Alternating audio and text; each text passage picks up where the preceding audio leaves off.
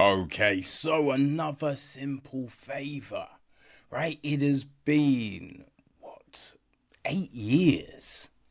8 years since the original film, which is crazy. Like, in my head, it hadn't been as long, but yeah, that's the deal. Paul Feig is back directing. It is written by Jessica Sharzer and Laeta Kalogridis. I think that is how you say it. So, yes, Laeta joins Jessica on this one because Jessica was sole writer on the first. The film is produced by Laura Allen Fisher, Paul Feig. It is executive produced by Jennifer Booth, Marco Valerio Pugini, and Jessica Sharzer. Associate produced by Zoe Dennis. Theodore Shapiro took care of the music. John Schwartzman is on cinematography. Brent White edits the piece. Casting director, we have Fiona Weir. Martin Wist is production designer. Art direction, we have Claudia Granucci. Leonardo Grillo and Gianpaolo Ruffino. Alexandra Quazzolo is set decoration. Costume design is Renee Ellerich Kafus. Okay, let's then jump to our cast, I feel. Okie dokie. So, Anna Kendrick is back as Stephanie Smothers.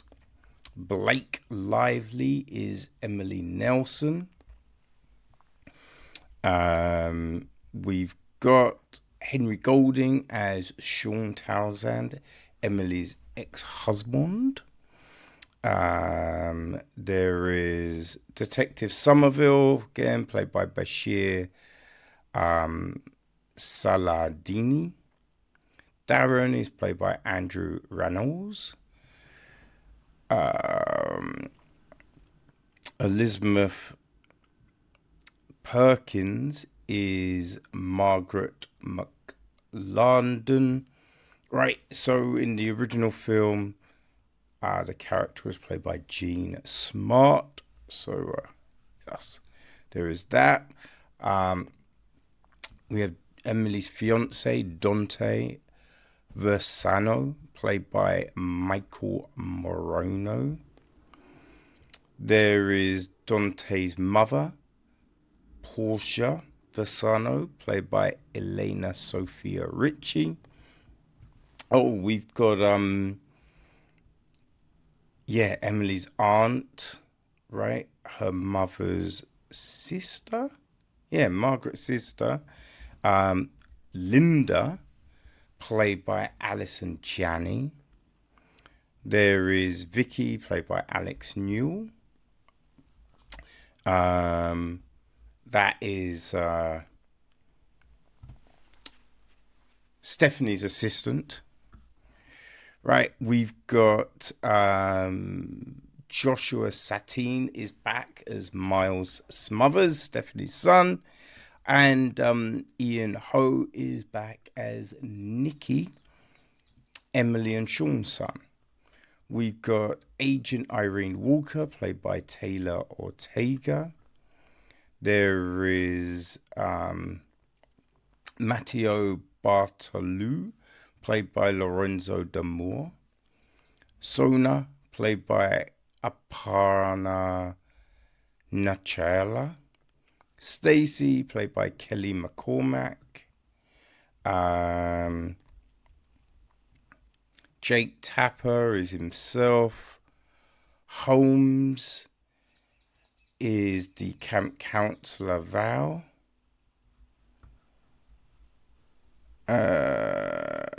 Yeah, I think that's all our major players. The gist of the film, people, it is... Where are we? Okay, so Stephanie Smothers and Emily Nelson reunite on the island of Capri, Italy, for Emily's extravagant wedding to a rich Italian businessman, which is interrupted by murder and betrayal. Dum, dum, dum, dum, dum. So the first film was based on a book. This one is not based on a book, right? And I think... yeah, I don't know. There's something to that, right? Because like the first film takes some crazy turns and everything like that. This one, I don't like. It is just feels like it's all over the place, people. It really did. I don't know, but hey, if you like the first film, you're probably gonna dig this one. You know, like, so we start things off and you've got Stephanie talking to her vlog, right? And she's under house arrest. Things have gone bad. So then we jump back to the beginning and see how it all started. Right? So, yeah, like there's... I don't know. We got the book tour and all of this shenanigans, but supposedly Emily's out of jail. Now, Bashir, our detective turns up, and it's, you know, when they do those things where someone's trying to get information off, but they can't for whatever reason. But it's just like, yo, you could have just said, you know what I mean? It's not difficult. Just say, motherfucker. So yeah, that all happens, and then, you know, we get this weird blackmail to come and be the maid of honor at the wedding, but she's got a lawyer, right? An agent, Stephanie. You know, she's got the books published by a publishing house. So one of the threats doesn't seem like it would be a valid one, right? It'd just be like, wait, hold on. Surely you would have crossed that T. You know what I mean? Like at the beginning, you know? So it's just... yeah, it was weird. It was weird. But they go to... they go to Capri. And we've got... I think these films are kind of sold as comedies. But like the humor in this film, it really felt more like, let's just make some dumb characters. You know, we've got this dumb, you know, police detective who's meant to be kind of following them around, right? And they're so inept. And it's just like, wait, I don't buy someone being that inept, right? Like this maid in the hotel is just so stupid. It is insane.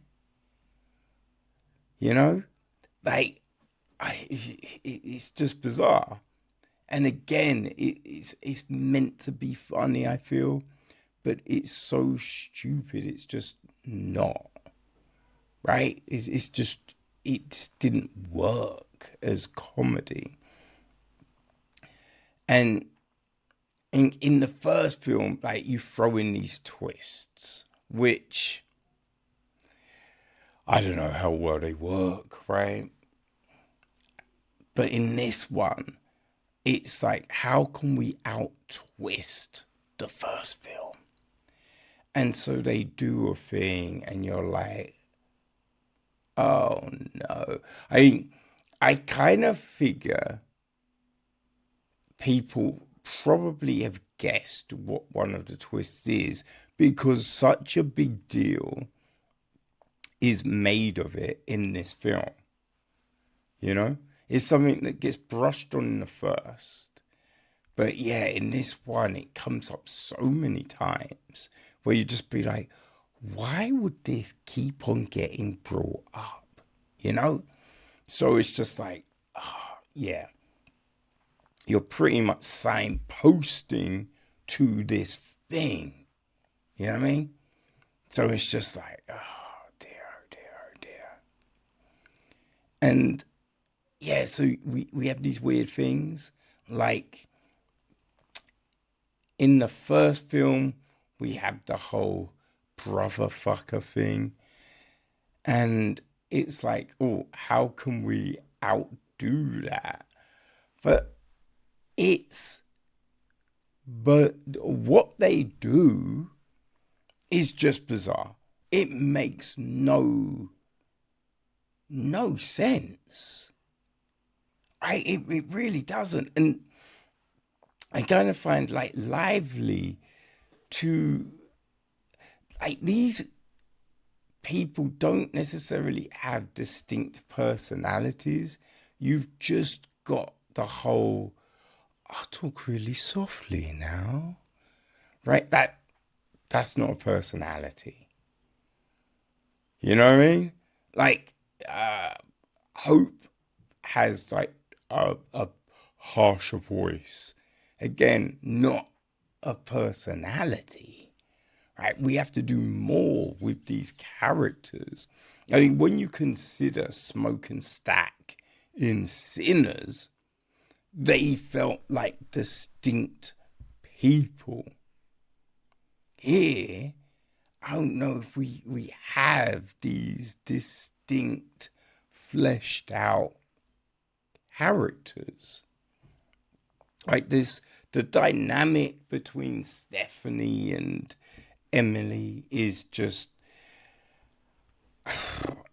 it's odd. It's just odd. Right? Because we've gone to Italy, we have to throw in a mafia. Yeah? And we have this setup at the end, which you know is for a potential third film. And I imagine, because, you know, as I say, the first film was on Netflix for ages. So I feel that Feig, maybe Amazon have signed a deal, a first look deal with his production company, right? So he brought this film to them. And there might have been and we'll let you do a third. Because it's just, the setup for the third film, again, it's just, you're kind of trying to establish characters in a way, right? Saying these people do this. And then all of a sudden, they're, a 180 to what they're supposedly, are. We have truth serum in this film. And the speed in which it acts is like nothing goes in your system and works that fast, right? Absolutely nothing. And it is just one of the, like, it wears off super quickly. Like, because all of a sudden it's not affecting the person anymore, right? But we have one of those, oh, I'm drunk. Oh, I'm so drunk, I'm so drunk, right? It's just that, but, oh, I can't lie. Oh, it's not good acting, right? it's not good acting.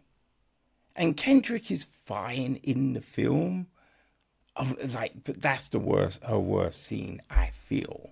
You know what I mean? It's, yeah, this is, oh man, it felt to me like there wasn't really a proper idea. You know, there might have been, oh, could we set it in Italy? That might work, right? Right. So how do we get them there? What do we, that's what it kind of felt like to me. That kind of thing. Right? The kids are again pointless in the film. Right? And especially Miles. They have no real worth. So, but they're there. Ugh. It's irritating.